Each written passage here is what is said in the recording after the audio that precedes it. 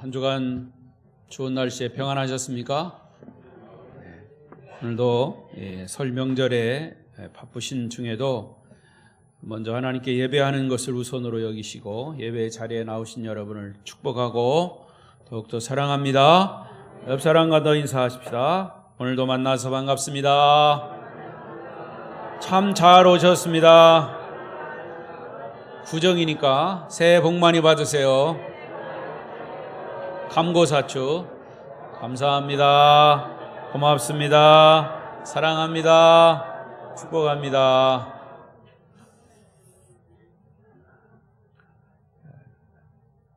우리나라 명절에 구정과 추석 가장 큰 명절이죠. 새해에 하나님의 크신 은혜와 축복이 우리 성도들에게 풍성히 임하시기를 바랍니다. 또 비대면 영상으로 예배하시는 분들 가운데도 하나님의 크신 축복이 임하시고 오늘도 말씀의 은혜가 그 현장에서 함께 임하시기를 바랍니다. 오늘 말씀의 주제는 사랑으로 충만한 아름다운 교회. 시작. 한 번 더. 사랑으로 충만한 우리 교회.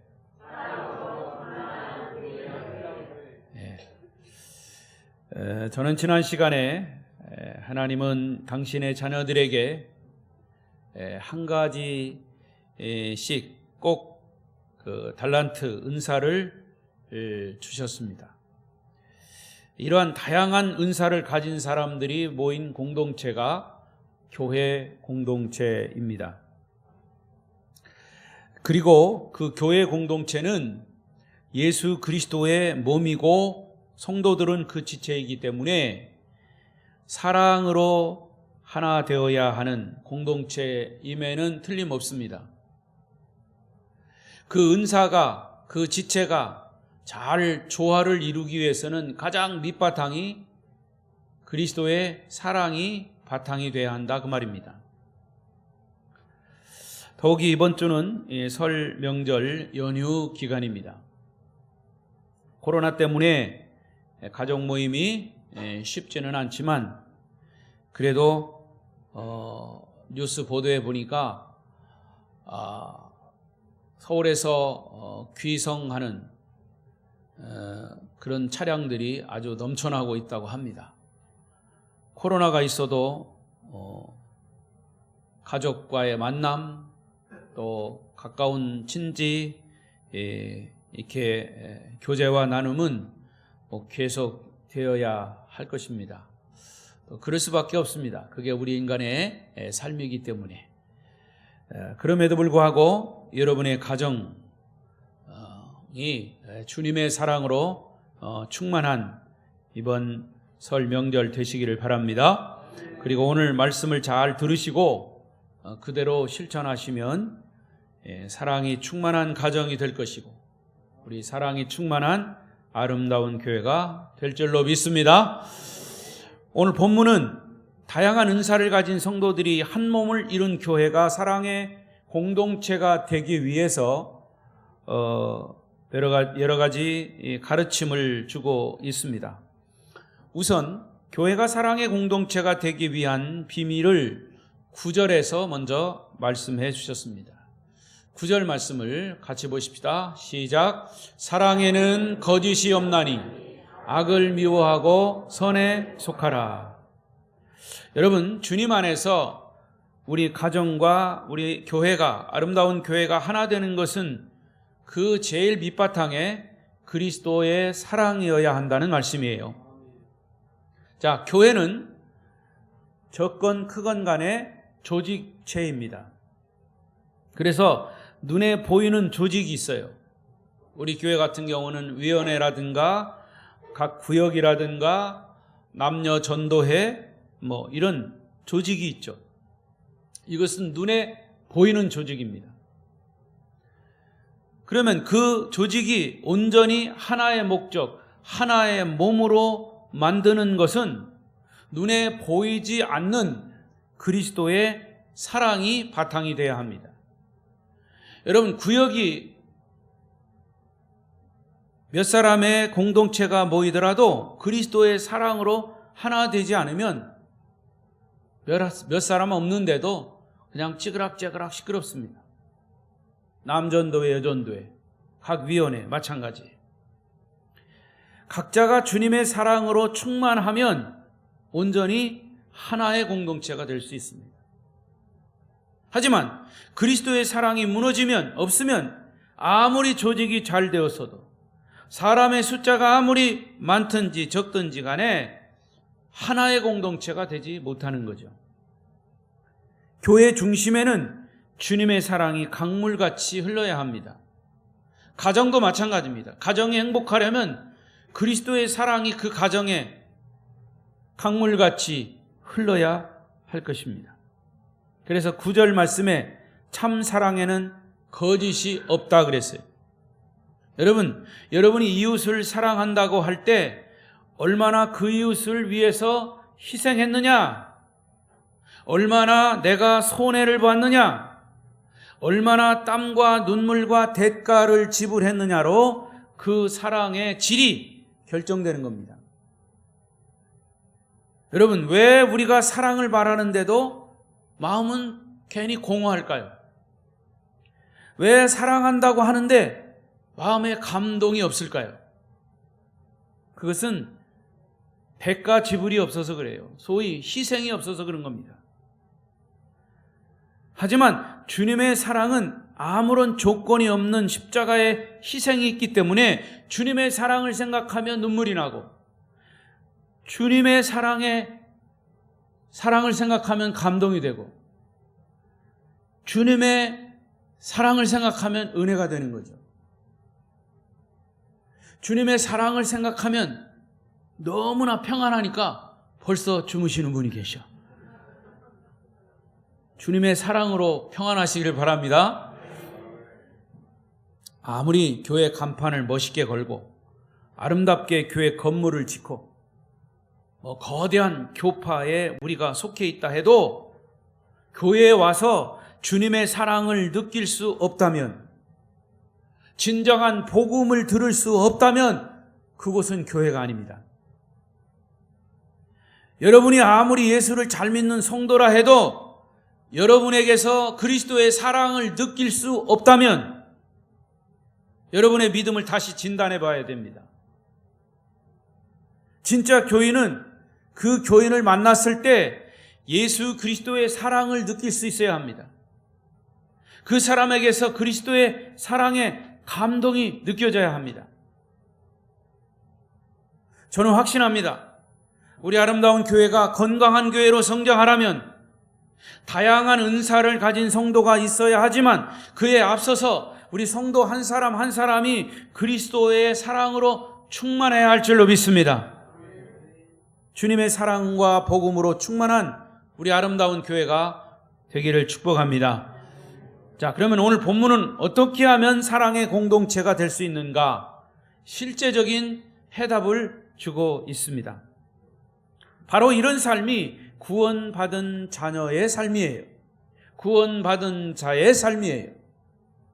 그 첫 번째는 악을 미워하고 선에 속하라 그랬습니다. 여러분, 주님의 교회 공동체인 교회는 당연히 악은 없고 선에 속해야 하는 것은 당연합니다. 하지만 악의 본질이 뭐냐? 악의 본질은 사탄입니다. 그래서 지금도 우리가 예배하고 말씀을 듣는 이 시간에도 사단은 끊임없이 우리의 생각으로 자꾸 침투해 들어옵니다. 그래서 말씀 듣는 것을 방해합니다. 어떻게 방해하는지 저는 잘 모르겠어요. 그러나 방해해요. 이 사단의 세력, 어둠의 세력입니다. 악은 내가 악이다 하고 드러내지 않아요. 악은 언제나 선이라고 하는 탈을 쓰고 나타납니다. 그래서 악은 항상 그럴듯하고 교활하고 합리적이고 때로는 뱀같이 지혜롭게 침투해 들어와서 선을 무너뜨리고 선하게 살려고 하는 사람을 무너지게 합니다. 그래서 우리에게 접근한 거예요. 따라서 악을 행하고도 악을 인정하기보다는 그럴 수도 있지. 그럴 수도 있지.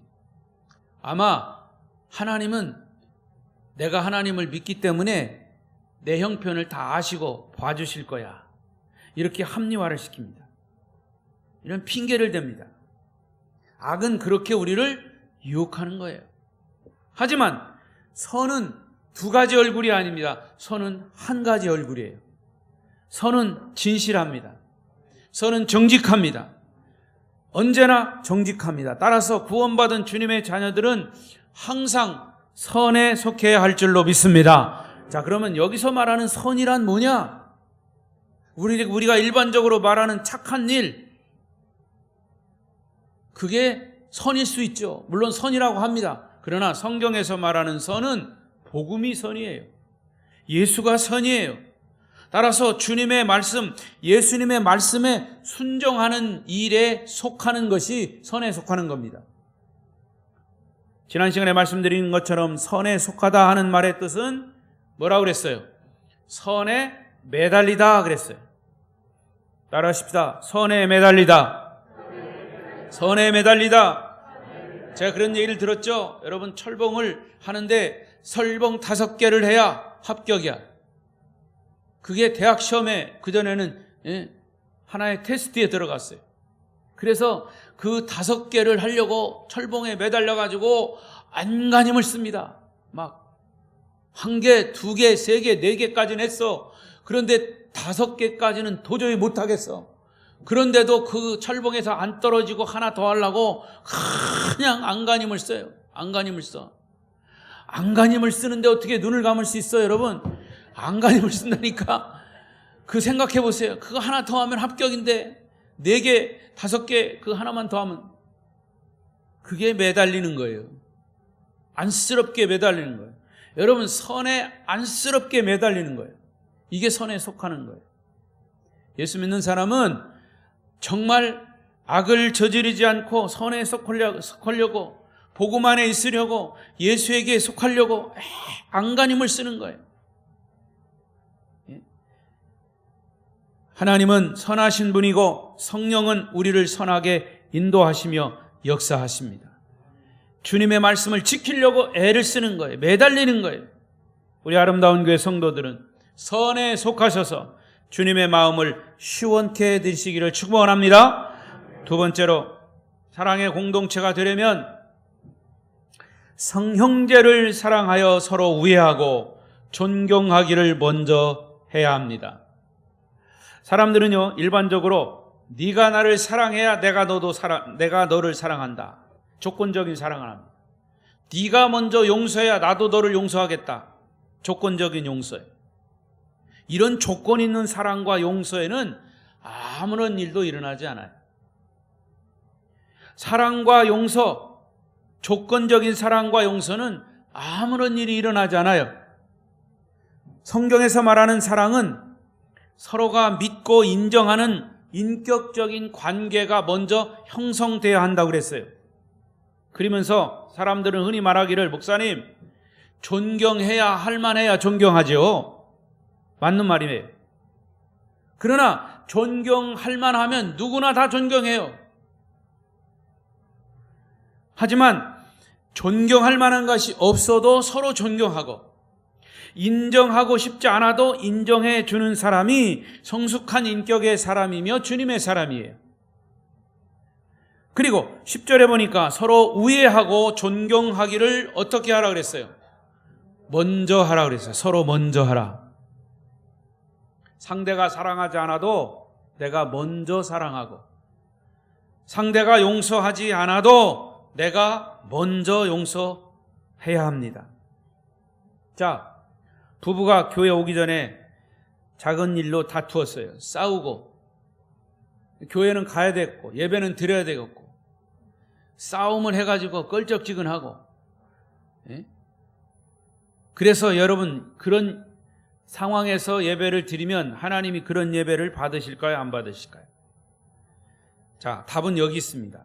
마태복음 5장 23절 시작. 그러므로 예물을 제단에 드리려다가 거기서 내 형제에게 원망 들을 만한 일이 있는 것이 생각나거든 예물을 제단 앞에 두고 먼저 가서 형제와 화목하고 그 후에 와서 예물을 드리라. 부부가 싸우고 화해하지 않은 사람 지금 밖에 나가서 화해하고 들어오서 예배드려요. 이를테면 그런 얘기라 그 말이에요. 진정한 예배는 화해입니다. 하나님과 우리 인간 사이에 화목제물인 예수님 때문에 예배가 있는 거죠. 우리의 예배가 진정한 예배가 되기 위해서는 먼저 화해가 이루어져야 한다는 얘기예요.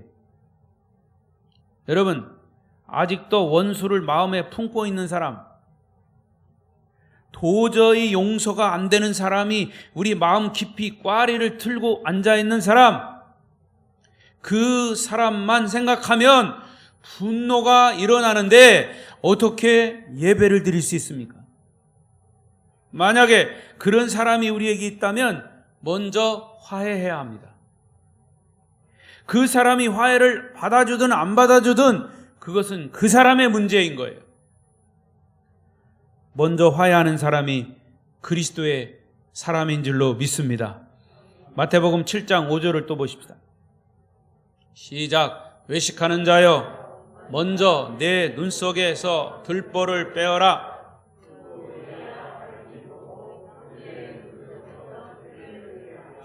사랑의 교회의 공동체가 되는 비결은 먼저 사랑을 고백하고 화해를 먼저 청할 때 사랑의 공동체, 사랑의 가정이 될 것입니다.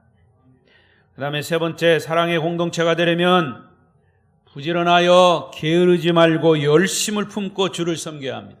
자, 11절 또 보겠습니다. 시작. 부지런하여 게으르지 말고 열심을 품고 주를 섬기라. 여러분, 놀라운 것은 사랑을 하면 부지런해져요. 사랑을 하면 그 사랑하는 사람의 말을 듣고 새벽 기도를 하더라고요. 새벽 기도를 할 정도로 부지런해져요. 사랑을 하면 숨어있는 감정이 살아나면서 오늘 꽃이 없네. 꽃을 보면 비로소 아름답다는 생각이 들어요. 왜? 사랑하기 때문에. 사랑을 하게 되면 눈이 반짝반짝거려요. 온몸의 세포가 살아납니다. 사랑하면 결코 게을러지지 않아요. 유행가 가사에도 사랑을 하면 예뻐진다고 그랬어요. 하지만 인생 삶의 의미가 없는 사람은 게을러져서 늦잠을 자거나 삶을 충동적으로 살거나 자기 멋대로 살기 때문에 소망이 없어요. 비참한 삶이 되는 겁니다. 그러나 사랑을 하는 사람은 우스운 일이 아닌데도 괜히 입가에 미소를 띠고 다녀요. 자, 이렇게 사람과 사람이 사랑을 하는데도 생기와 활력이 나는데 하물며 주님의 사랑을 깨닫고 느낀 사람이 어떻겠습니까? 그 사람은 주님을 만나는 데 모든 삶의 우선순위를 둡니다. 그 사람은 주의 일이라면 발벗고 나섭니다. 주님께 내 것을 드리는데 괜히 기분이 좋고 행복합니다. 그러나 주님의 사랑을 깨닫지 못한 사람들은 자기가 원하지 않는 삶을 억지로 사는 거예요. 원하지 않는 직장, 원하지 않는 배우자와의 결혼, 원하지 않는 신앙생활, 모든 삶이 억지로 끌려다닌 거예요. 이런 사람의 삶의 공통점은 나중에는 허무함과 고독함과 외로움밖에 안 남아요. 많은 것을 소유하고 있지만 고독합니다. 외로움을 잊기 위해서 술을 마십니다. 심하면 마약을 합니다. 충동적인 삶을 사람들의 공통점은 그 사람의 삶이 짐승 같은 삶이에요. 여러분, 게으르지 말고 열심을 품고 주를 사랑하며 주님을 섬기시기를 축복합니다. 주님을 열심히 섬기다 보면 인생의 생기가 돌고 삶이 즐겁고 행복합니다. 여러분은 사랑받기 위해 태어난 분들이에요. 감동이 없어요? 자, 옆 사람과 그렇게 정신 차리도록. 당신은, 나머지는 알아서 하세요. 시작. 당신은 사랑받기 위해 태어난 사람입니다. 할렐루야. 그리고 네 번째는 사랑의 공동체가 되려면 소망 중에 즐거워하며 환난 중에 참으며 기도에 항상 힘쓰라. 저는 이 말씀을 준비하면서 다른 말씀도 다 은혜가 되지만 이 말씀이 지금 이 시대에, 우리가 사는 이 시대에 꼭 필요한, 정말 가슴에 확 와서 닿는 말씀이에요. 소망 중에 즐거워하라, 환난 중에 참아라, 기도에 항상 힘써라. 여러분, 이 세상의 삶이 아무리 힘들고 고달파도 소망이 있는 사람은 그 고통을 참아냅니다. 구원받은 저와 여러분, 예수님이 다시 재림하신다는 믿음이 있습니까? 있습니까? 하나님 나라 천국에 대한 소망으로 가득합니까? 그런 사람은 지금의 환난을 견딜 수 있고 이길 수 있는 거예요. 자, 마태복음 5장 11절 보십시다. 마태복음 5장 11절 시작. 나로 말미암아 너희를 욕하고 박해하고 거짓으로 너희를 거슬러 모든 악한 말을 할 때에는 너희에게 복이 있나니 기뻐하고 즐거워하라. 하늘에서 너희의 상이 큼이라. 너희 전에 있던 선지자들도 이같이 박해하였느니라. 여러분에게 이와 같은 은혜가 있기를 바랍니다. 예수 믿는 것 때문에 욕먹고 예수 믿는 것 때문에 다른 사람들이 우리를 핍박할 때 그것이 복이라 그랬어요. 내 이름으로 너희에게 모든 너희를 거슬러 악한 말을 할 때에는 너희에게 오히려 복이 있다 그랬습니다. 기뻐하고 즐거워하라. 하늘에서 너희의 상이 큼이라. 소망이 있는 자는 기뻐하고 즐거워합니다. 주님의 재림이 믿어지지 않는 믿음은 믿음이 아니에요. 천국을 소망하지 못하면 역시 믿음이 아니에요. 우리는 주님에 대한 믿음과 소망과 사랑이 있기 때문에 어떤 고난과 환난이 있어도 견뎌내는 것입니다. 할렐루야. 고린도전서 13장을 일컬어 사랑장이라고 합니다. 그런데 사랑장이 처음 시작이 될 때 거기 뭐라고 그랬냐면 사랑은 오래 참고, 사랑은 오래 참고 라고 시작합니다. 이게 사랑의 정의의 첫 번째. 왜 그 많은 사랑에 대한 정의 중에 사랑은 오래 참는다고 말씀하셨을까? 왜 사랑은 오래 참는다라고 정의했을까요? 이 말을 뒤집으면 참지 못하고 인내하지 못하는 사랑은 사랑이 아닌 거예요. 당신이 정말 주님을 사랑하고 상대방을 사랑한다는 증거는 기다려주는 겁니다.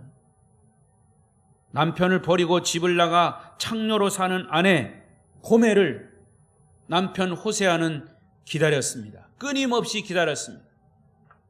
나가서 다시 데리고 오면 또 나가고, 나가서 또 딴짓하고, 그러면 또 나가서 또 데리고 와서 또 기다려주고. 이것은 이 호세아서는 죄인이 돌아오기를 기다리는 하나님 아버지의 마음을 그린 책이에요. 이 호세아서는 하나님이라고 하는 단어는 하나도 안 나와요. 그런데 이 호세아가 아내 고멜을 끝까지 기다려주는 사랑의 아버지 하나님의 마음을 그린 책이에요. 여러분, 교회 안에 믿음이 연약한 성도를 기다려주는 것이 주의 사랑입니다. 그리고 기다리면서 여러분이 해야 할, 기다리는 사람이 여러분이 해야 할 일은 뭐예요? 중보 기도하는 거예요. 여러분, 우리 아름다운 교회 공동체가 사랑의 공동체가 되기 위해서 소망 중에 즐거워하고 환난 중에 참고 기도에 힘쓰시기를 축복합니다. 마지막 다섯 번째로. 벌써 마지막이에요. 여러분 생각에 다 설 어떻게 보낼까 생각으로 충만하기 때문에 제가 빨리 이 설교를 끝나는 거예요. 사랑의 공동체가 되려면 성도들의 쓸 것을 공급하며 손대접하기를 힘써야 합니다. 아름다운 교회에 새 가족, 새 신자가 왔을 때 이 교회가 사랑의 공동체구나 하는 것을 어떻게 느낄 수가 있어요? 오늘 본문 13절에 그 말씀에 해답이 있어요. 다시 볼까요? 시작. 성도들의 쓸 것을 공급하며 손대접하기를 힘쓰라. 성도들에게 서로가 쓸 것을 공급하고 손님 대접하기를 힘쓰는 모습이 보이면 그 교회는 사랑의 공동체임을 금방 알 수가 있어요. 진짜 교회는 섬김이 있습니다.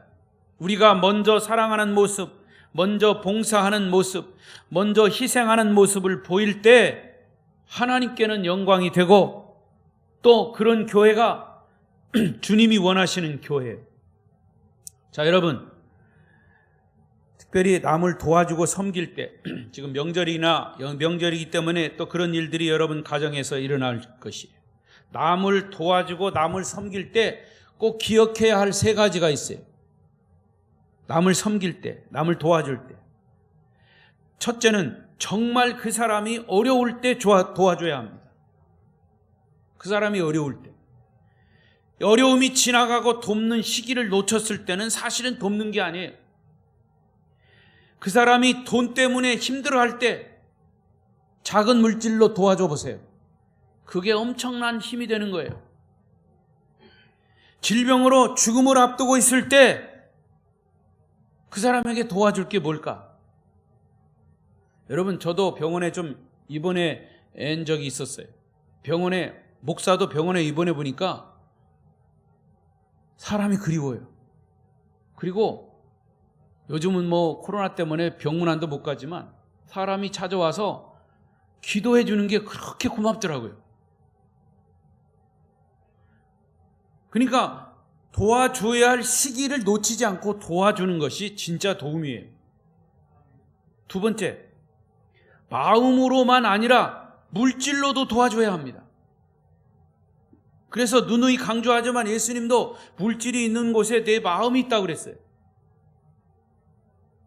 물질로 도울 때 마음도 가는 겁니다. 그 다음에 세 번째, 도움을 주는 사람은 절대로 생색을 내지 않는 겸손함이 필요합니다. 도움을 받는 사람은 약한 사람이에요. 도움을 주는 사람이 갑이라면 받는 사람은 어쨌든 그 상황에서는 을이에요. 그래서 도움을 주는 사람이 교만해가지고 갑질하면 안 돼요. 정치하는 사람들이 그렇게 하죠. 뭘 도와주고서 사진 찍어. 그래가지고 사진에 대서특필해. 내용을 보면 별것도 없어. 생색내기 위해서, 표받기 위해서. 그런 것은 도움이 아닌 거예요. 잘못하면 도움을 주는 사람이 교만해가지고 갑질하면 도움 받는 사람의 자존심을 건드리는 겁니다. 안 도와준 것만 못할 수도 있어요. 그래서 예수님 말씀에 오른손이 한 것을 왼손이 모르게 하라 그랬어요. 여러분, 우리가 한 몸인데 어떻게 오른손이 하는 거 왼손이 못하게 모릅니까? 그 정도로 그렇게 겸손하게 하라는 얘기예요. 도움을 받는 사람의 자존심을 건드리지 말라는 거예요. 그 사람의 필요를 채워주라는 말씀이죠. 그래서 예수님은 받는 자보다 주는 자가 복이 있다 말씀하셨어요. 주는 자의 삶이 구원받은 자의 삶인 줄로 믿습니다. 말씀을 뵙습니다. 이번 설 명절에도 가족들이 함께 만나는 것이 쉽지 않지만은 서로 만나는 기회가 있다면 오늘 주신 이 말씀을 하나하나 잘 적용해 보십시오. 그래서 여러분이 다 잊어버릴까봐 주보에 하나하나씩 5가지 다 잘 정해놨어요. 다 기록해놨으니까 주보 가지고 와서 한 가지라도 실천해 보십시오. 오늘 주신 말씀을 하나하나 잘 적용해 보십시오. 가족은 어느 공동체보다도 사랑의 공동체예요. 이번 명절에 주님의 사랑을 풍성히 나누는 우리 성도들 되시기를 축원합니다. 기도하겠습니다.